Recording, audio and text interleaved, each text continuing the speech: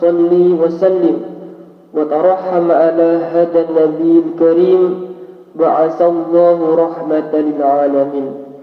قال تعالى في كتاب الكريم: أعوذ بالله من الشيطان الرجيم. بسم الله الرحمن الرحيم.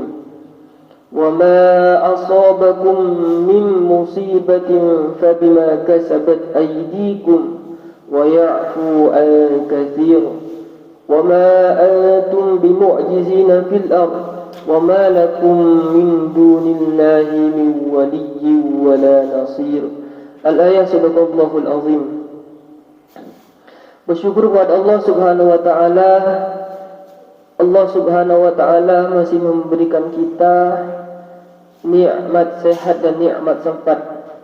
Kata baginda Nabi, ada dua nikmat yang sering terlupakan dan sering dilalaikan. Yang pertama nikmat sehat, yang kedua nikmat sempat.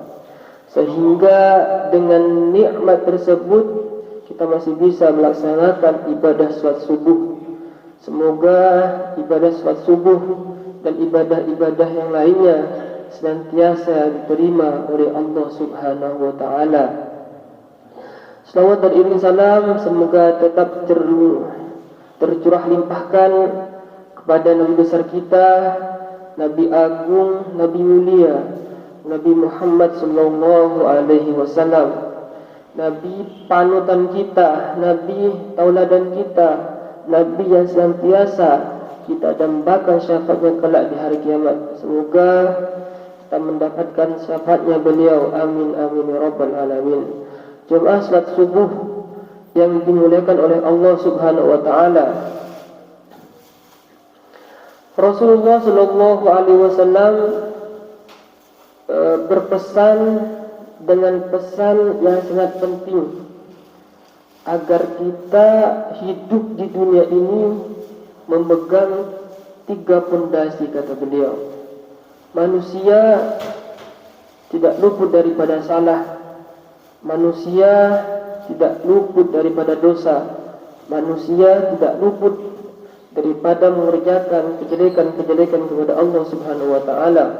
Allah tahu, Nabi Muhammad pun tahu daripada kelemahan umatnya, sehingga Rasulullah sallallahu alaihi wasallam bersabda, ittaqillaha haitsuma kunta wa atbi'is sayyi'atal hasanata tamhuha wa khaliqin nasa bi khuluqin hasan.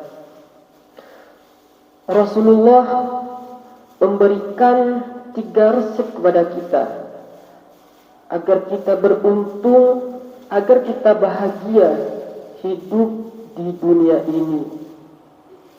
Ada 3 resep kata baginda Nabi. Yang pertama yaitu ittaqillaha haitsuma kunta. Bertakwalah kamu dimanapun kamu berada. Hendaklah kita selalu merasa diawasi oleh Allah. Apapun yang kita lakukan, apapun yang kita perbuat, gerak-gerik kita semuanya hendaklah selalu merasa diawasi oleh Allah. Tidak ada satupun perbuatan yang luput daripada pengawasan Allah Subhanahu wa taala. Maka seharusnya hendaklah ada rasa takut dalam hati kita kepada Allah. Berusahalah agar kita senantiasa melakukan ketaatan kepada Allah. Berusahalah agar kita senantiasa meninggalkan maksiat kepada Allah Subhanahu wa taala. Karena kunci keberuntungan itu, kunci kebahagiaan itu berada pada sifat takwa. Lantas takwa itu apa? Takwa itu adalah berusahanya kita untuk senantiasa melaksanakan ketaatan kepada Allah. Berusahanya kita untuk senantiasa meninggalkan maksiat. Berusahanya kita untuk senantiasa tidak melakukan kejelekan-kejelekan kepada Allah. Maka itu adalah salah satu arti daripada takwa. Kuncinya adalah semangat dalam mengerjakan kebaikan.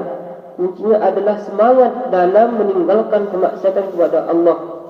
kalaulah kita pegang kunci takwa, kalaulah kita senantiasa melakukan kebaikan, melakukan ketaatan, kalaulah kita senantiasa meninggalkan maksiat karena takut kepada Allah, maka itulah awal keberuntungan, maka itulah awal daripada kebahagiaan kita.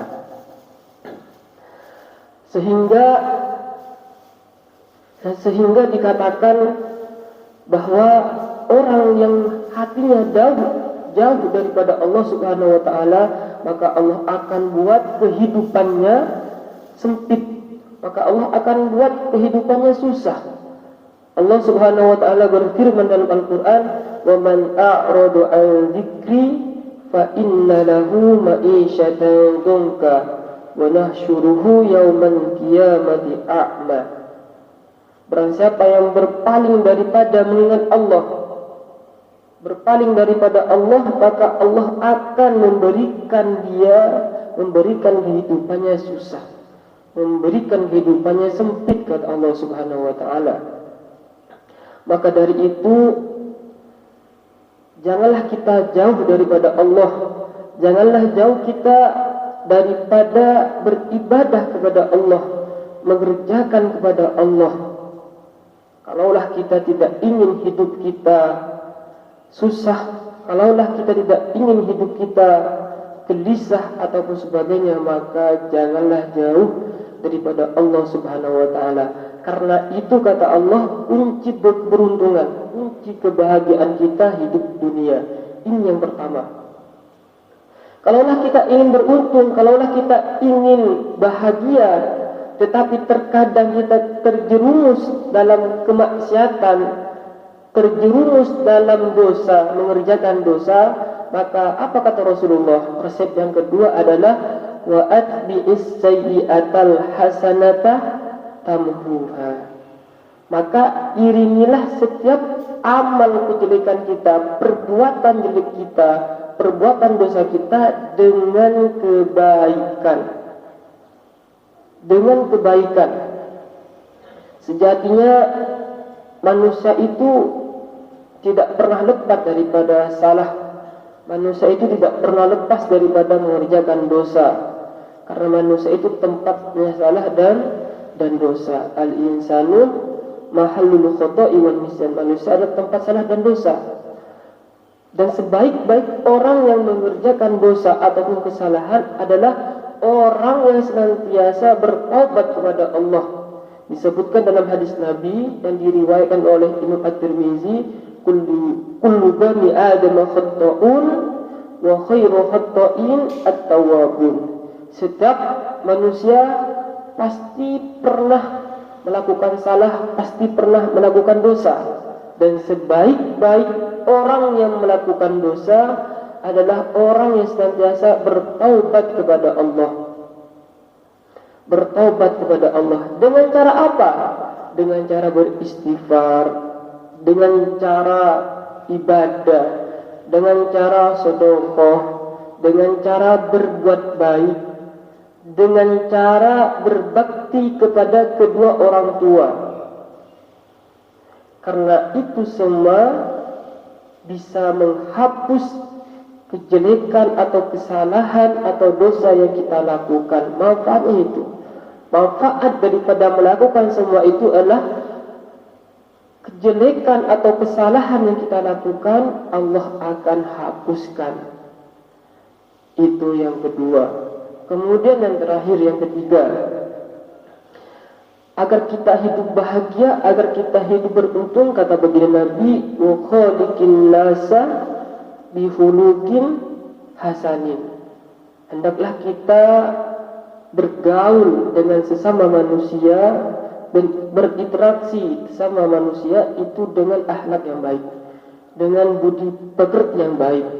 Dan tidaklah seseorang itu bisa menjadi baik kecuali dia mempunyai ilmu.